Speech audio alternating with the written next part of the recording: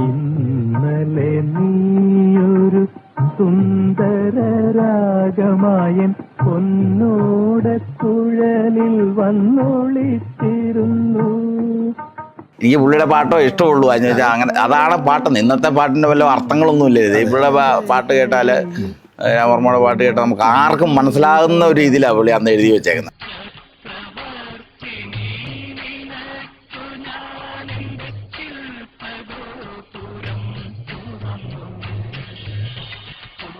ഇതാണ് വയലാർ രാമവർമ്മയുടെ സ്മൃതി മണ്ഡപം.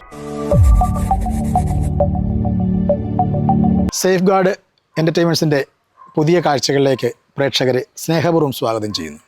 നമ്മളിപ്പോൾ ഉള്ളത് ആലപ്പുഴയിലെ വയലാറിൻ്റെ മണ്ണിലാണ്. നമ്മുടെയൊക്കെ പ്രിയപ്പെട്ട വയലാർ രാമവർമ്മയുടെ രാഘവ പറമ്പിലാണ്.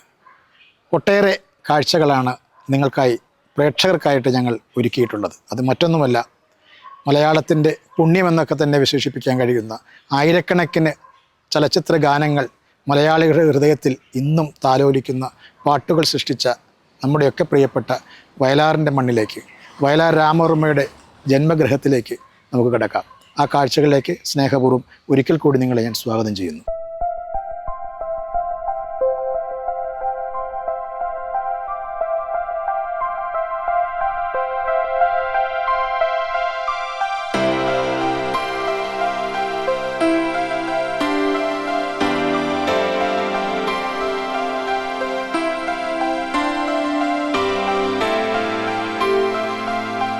ഇതാണ് വയലാർ രാമവർമ്മയുടെ സ്മൃതി മണ്ഡപം.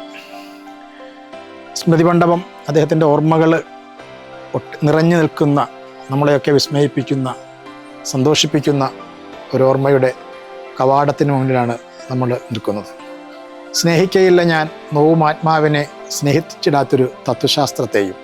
നമ്മൾ ആ കവാടത്തിൻ്റെ മുന്നിൽ ആദ്യം തന്നെ ആലേഖനം ചെയ്തിരിക്കുന്നത് വയലാറിൻ്റെ ഏറ്റവും ഹൃദ്യമായ ഈ വരികളാണ്. മാർച്ച് മാസത്തിലാണ് അദ്ദേഹത്തിൻ്റെ ജനനം. 1975 ഒക്ടോബർ 27 വയലാർ നമ്മെ വേർപിരിഞ്ഞു പോയത്. ഒട്ടേറെ വാക്കുകൾ ഇവിടെ എഴുതിയിട്ടുണ്ട്. അദ്ദേഹത്തിൻ്റെതായിട്ട്, വയലാറിൻ്റെതായിട്ട് നമ്മളെയൊക്കെ ജ്വലിപ്പിക്കുന്ന, നമ്മളെയൊക്കെ ഓർമ്മപ്പെടുത്തുന്ന സ്നേഹത്തെക്കുറിച്ചും ആർദ്രമായ വാത്സല്യത്തെക്കുറിച്ചും ഒക്കെ തന്നെ നമ്മളെ ഓർമ്മിപ്പിക്കും ഒട്ടേറെ വാക്കുകളുണ്ട്. വസുധരേ വസുധരേ മതിയാകും വരെ ഇവിടെ ജീവിച്ച് മരിച്ചവരുണ്ടോ എന്നൊക്കെ പറയുന്ന മനോഹരമായ പാട്ടുകളുടെ വരികളും ഇവിടെ ആലേഖനം ചെയ്തിട്ടുണ്ട്. അദ്ദേഹത്തിൻ്റെ സ്മൃതി മണ്ഡപത്തിൽ നമ്മുടെയൊക്കെ മനസ്സിൽ തിളങ്ങി നിൽക്കുന്ന മനോഹരമായ ഒരു വയലാറിൻ്റെ ചിത്രവുമുണ്ട്, ഒരു ഛായാചിത്രവുമുണ്ട്.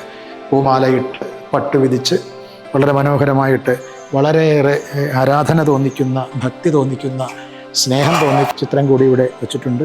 ഇവിടെ എത്തുന്ന എല്ലാവർക്കും വളരെ ഒരു തീർത്ഥാടന കേന്ദ്രം പോലെ സന്ദർശിച്ച് അദ്ദേഹത്തിൻ്റെ ഓർമ്മകൾ അയവിറക്കി കടന്നു പോകാൻ കഴിയുന്നു.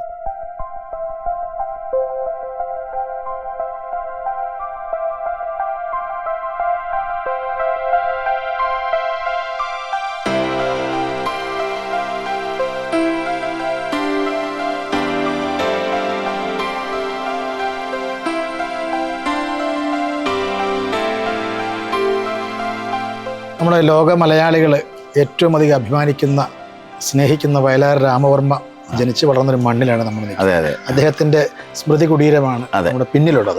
ചേട്ടൻ എവിടെ നിന്നാണ് ഇവിടേക്ക്? ഞാൻ ഈ തൊടുപുഴയ്ക്കടുത്ത് ഈ മേലുകാവ് മറ്റെന്ന സ്ഥലത്ത് നിന്ന് വരുന്നത്.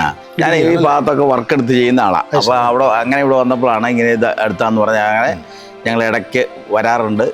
എല്ലാവരും കൂടെ ഫാമിലി ഒന്നിച്ചാൽ വന്ന് കാണാറുണ്ട്. ശരത് വർമ്മയും കാണാറുണ്ട്. വരുമ്പോൾ ഇവിടെയുള്ള സമയത്ത് ഇവിടെ കാണാറുണ്ട്. എനിക്ക് പുള്ളിയുടെ പാട്ടോ ഇഷ്ടമുള്ളൂ എന്ന് വെച്ചാൽ അങ്ങനെ അതാണ് പാട്ട്. ഇന്നത്തെ പാട്ടിൻ്റെ വല്ല അർത്ഥങ്ങളൊന്നുമില്ല. പുള്ളിയുടെ പാട്ട് കേട്ടാൽ, ഓർമ്മയുടെ പാട്ട് കേട്ടാൽ നമുക്ക് ആർക്കും മനസ്സിലാകുന്ന ഒരു രീതിയിലാണ് പുള്ളി അന്ന് എഴുതി വെച്ചേക്കുന്നത്. അതുപോലെ ഒരു ഇത് ഇനി വേറെ ആർക്കും കിട്ടുമെന്ന് തോന്നുന്നില്ല. അതായത് പാട്ടുകൾ ഇഷ്ടം കൊണ്ടാണ് കുടുംബമായിട്ട് വരുന്നത്. എല്ലാവർക്കും ഇതുപോലെ കാര്യമാണ്. എല്ലാ വർഷവും വരാറുണ്ട്. അങ്ങനെയാണ്? എല്ലാ വർഷമൊന്നും അല്ല, നമ്മൾ ഈ ഭാഗത്ത് എവിടെയെല്ലാം പോകാറായിട്ട് വരുമ്പോൾ ഇവിടെ കയറിയിട്ടാ പോകുള്ളൂ.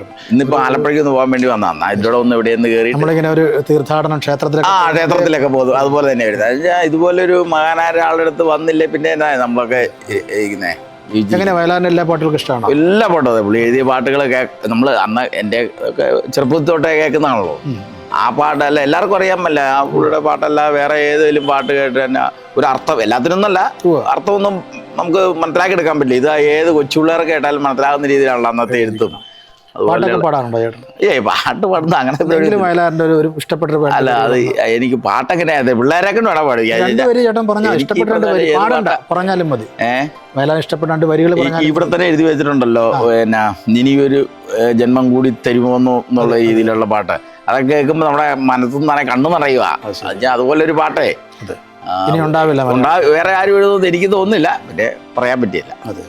നമ്മുടെ ഇത്ര ഈ തലമുറയിൽ ഇതുപോലൊരു എഴുത്തുകാരനെ വേറെ കാണാൻ പാടാം, സാധ്യമല്ല. മോന്റെ പാട്ടുകളൊക്കെ ഇഷ്ടമാണ്. അല്ല, അത് പുള്ളിയുടെ ഈ പുള്ളിയുടെ ഇത് വാസനച്ചിരി പുള്ളിക്ക് ഇല്ലായിരിക്കാൻ പറ്റിയല്ലോ.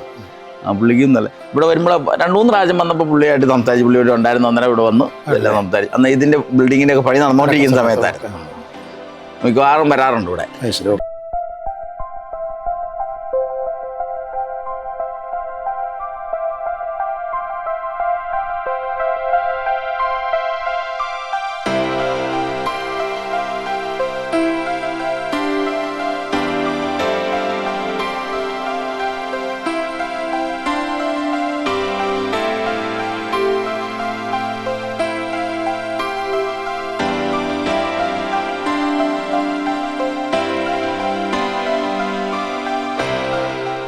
ഈ സ്മൃതി കുടീരം സന്ദർശിക്കാൻ ഇടുക്കിയിൽ നിന്നെത്തിയ ഒരു കുടുംബമാണ് നമുക്കിപ്പോൾ ഉള്ളത്. ചെറുപ്പക്കാരായ 2 പെൺകുട്ടികളും 2 യുവാക്കളും. അവരിപ്പോഴും വയലാറിനെ സ്നേഹിക്കുന്നു, വയലാറിൻ്റെ പാട്ടുകൾ ആസ്വദിക്കുന്നു എന്നതിൻ്റെ ലക്ഷണം തന്നെയാണ് ഇടുക്കിയിൽ നിന്ന് ഇവിടേക്ക് എത്താൻ അവരെ പ്രേരിപ്പിച്ചത്. എന്താണ് നിങ്ങൾ വയലാറിനെ കുറിച്ചുള്ള, അദ്ദേഹത്തിൻ്റെ പാട്ടുകളെ കുറിച്ചുള്ളൊരു അഭിപ്രായം? കേൾക്കാറുണ്ട്. കാരണം നമ്മൾ വാഹനങ്ങൾ സഞ്ചരിക്കുമ്പോൾ എപ്പോഴും തന്നെ വയലാറിൻ്റെ പാട്ടൊക്കെ ഇടാറുണ്ട്. പഴയ പാട്ടുകളാണ് ഏറ്റവും കൂടുതൽ കേൾക്കുന്നത്. അത് ശരിയാണ്. പൊതുവെ നിങ്ങളുടെ ഒരു ഏജിലുള്ളവരൊക്കെ വയലാറിൻ്റെ പാട്ടുകൾ ആസ്വദിക്കുക എന്ന് പറയുമ്പോൾ പഴയ ഗാനങ്ങളും കൂടുതലായിട്ട് കേൾക്കുന്നത്. വയലാറിൻ്റെയും പി ഭാസ്കരൻ്റെയും വയൻവീടെ ഒക്കെ പാട്ടുകൾ ഇഷ്ടമല്ലേ? എല്ലാവരുടെയും പാട്ടുകളും ഇഷ്ടമാണ്.